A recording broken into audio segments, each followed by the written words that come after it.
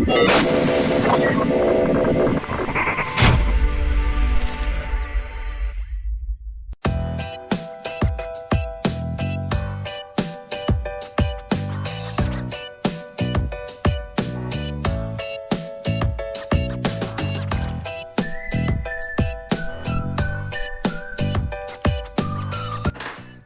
welcome back everybody to the world's worst fishing. Thank you so much for tuning in today.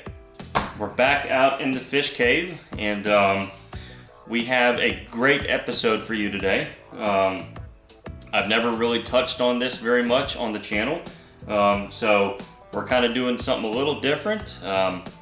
It's not really a popular colors, but it's more of a if you haven't tried this, try it and see what you think sort of concept.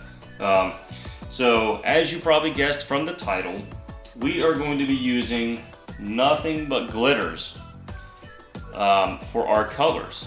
And this is something that I find to be completely fascinating. I think it works really well with small diameter cuts of glitter.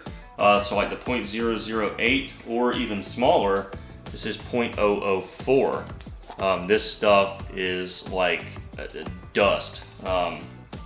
And you can use this tiny glitter almost as your pigment, as your color base. It's so small, it changes the light going through the plastic so much. You can get some really cool effects and make some really cool colors just using little micro flakes as sort of like your colorant, so to speak. So that's what we're going to be doing today. We're going to be making some worms. We're going to do a laminate worm in a ribbon tail. That's what this is. We'll probably check out some hand pours with it as well, and just kind of show a little bit of what you can do with just glitters. No colorant, no mica powders, pearl powders, anything like that. We're just gonna have some fun with glitter. Gonna use our Dead On Plastic worm blend because we're doing worms, and let's go ahead and get started. Okay, so I usually leave this part out, but since I do get a lot of questions from some of the newer pourers in the bait world, you know, I get a lot of questions about, hey, how much do you stir your plastic? How do you stir your plastic? Why are my baits maybe feeling a little too tacky or sticky?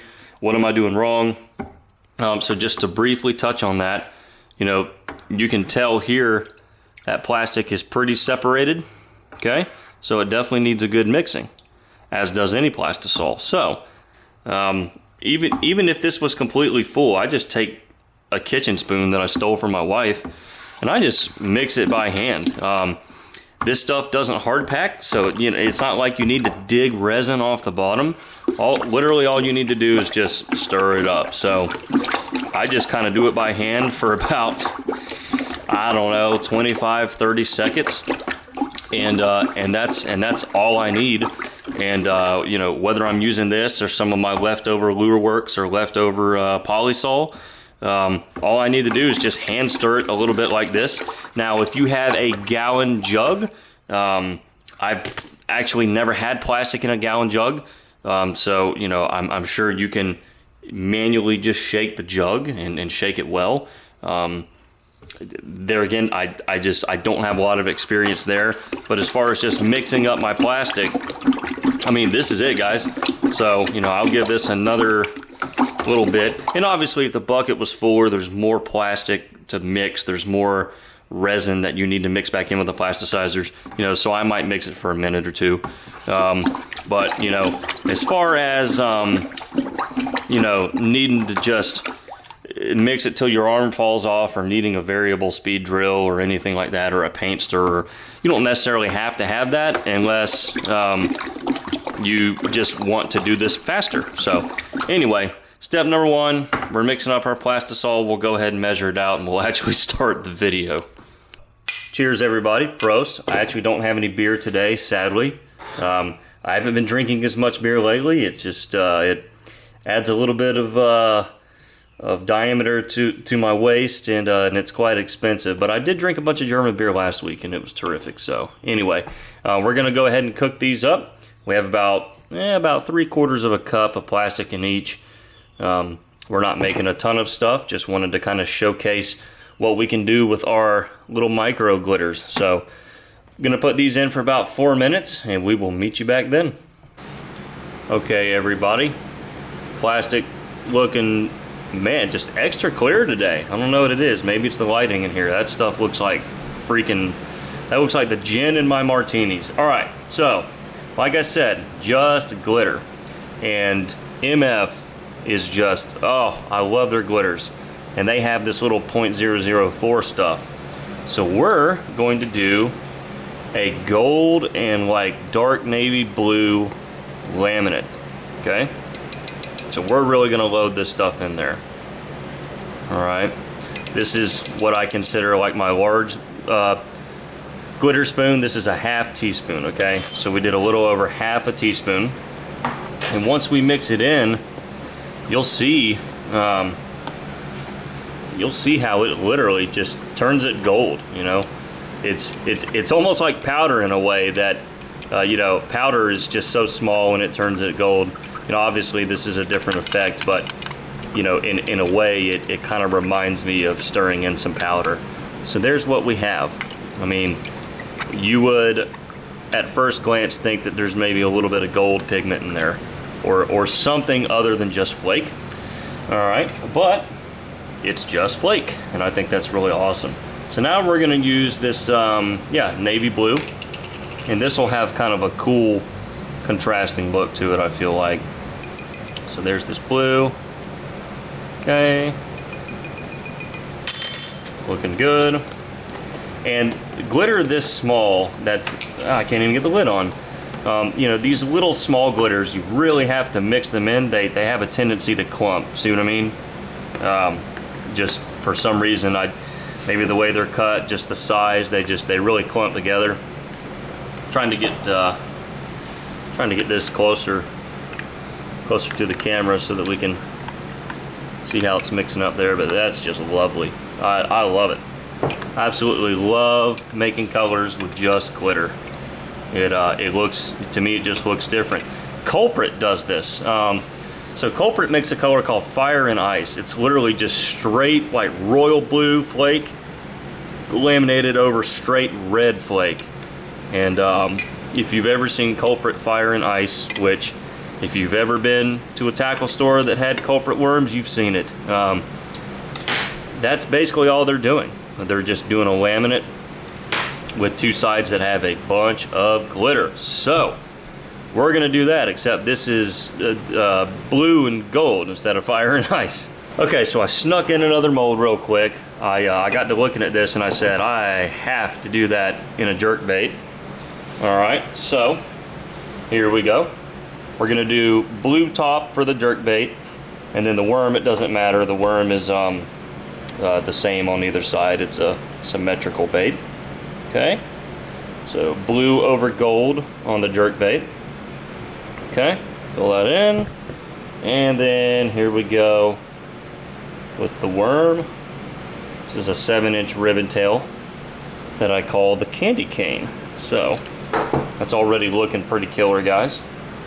We're gonna put those back in the cups, and then we're gonna heat these cups back up a little bit, because then we're gonna play around with a little bit of hand pouring and show you what these blended or swirled kind of together would look like. And we'll do that with a hand pour worm. Okay, so now we're going to use the divider cup, so we have both sides in there, and we're just going to kind of we're going to try to get them in these little worm cavities here, and we're just going to kind of blend it in together to show you what that effect would look like. So real carefully, just going to kind of go along and shake a little bit as we go. That kind of mixes things in really neat with this divider cup from Stank Baits, or Stank X, or Stanks. I don't really know how to pronounce it. Stinky Baits, whatever you want to say. This is one of Travis Crossman's creations here. All right, so we're doing the next worm here. Yeah, just kind of randomly get both sides of the equation in there. And you know, it really is like blending two pigments together. You actually get a really good contrast between the two. And you know, and of course you could swirl this doing injection if you wanted, but you know, even though there's no colorant in here, you actually get really good distinction. So if you wanted to milk the cow with this, use the C block, pour them into a single injector and see what you get. You actually do get some really cool distinct effects without any sort of actual colorant, you know, just straight glitter magic here. So anyway, we'll stop there and let those 3 worms sit, and then we'll take everything out and see what we get. Okay, everybody, fingers crossed. Let's see if we got anything decent. So we'll do a quick double stroke roll.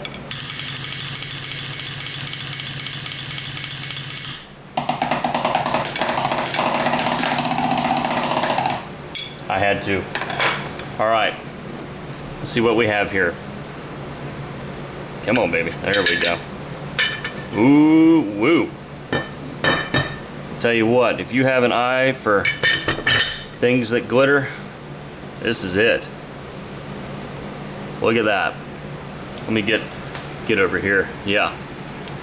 Check that out. Not a drop of color in that.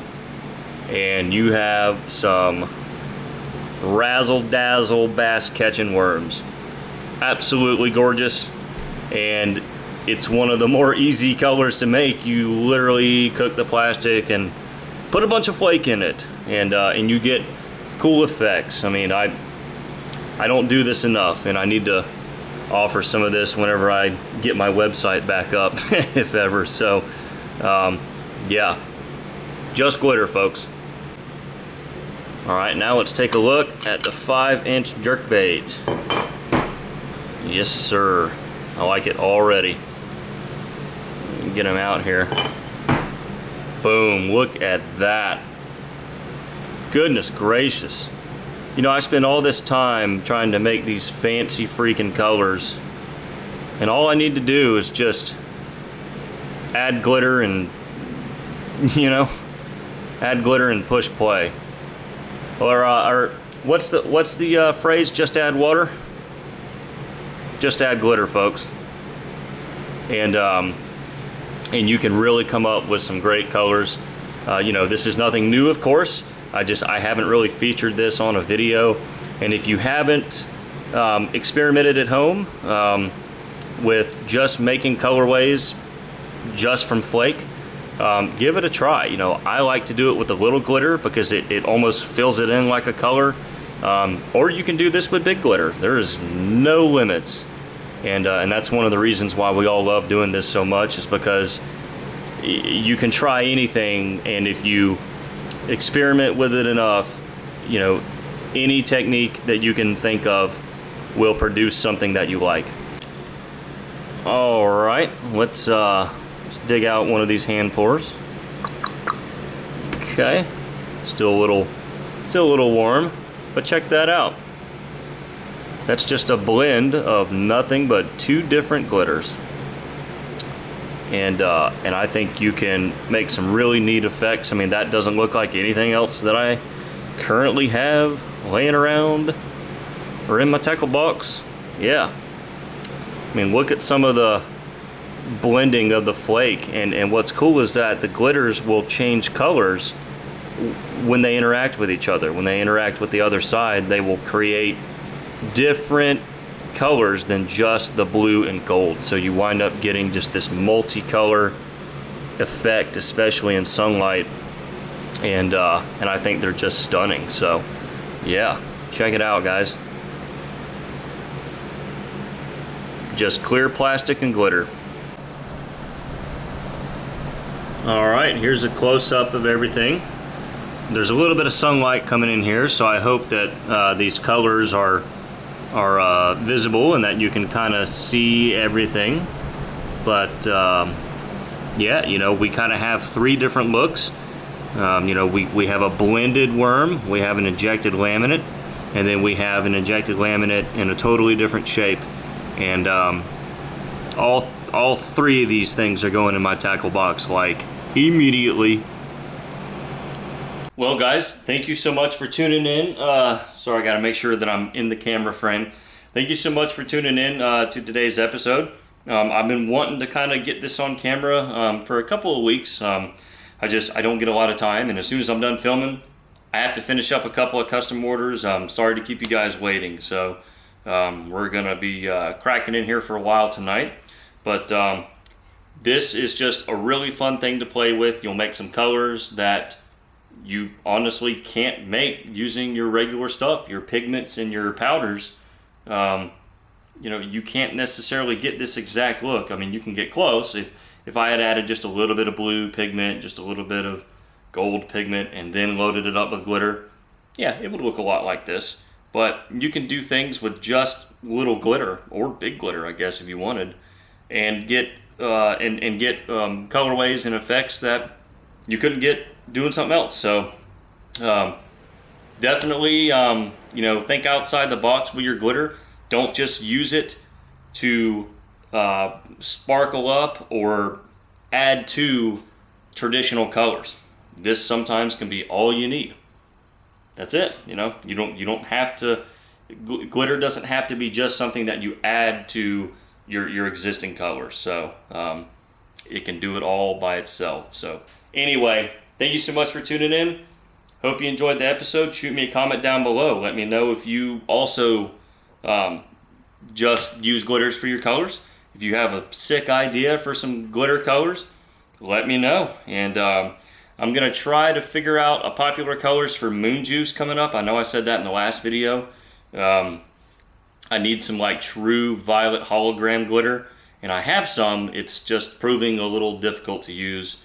I've gotten a few successful runs with it, but I'm gonna try a different type of hologram glitter, and hopefully we'll get something that I think looks a little better.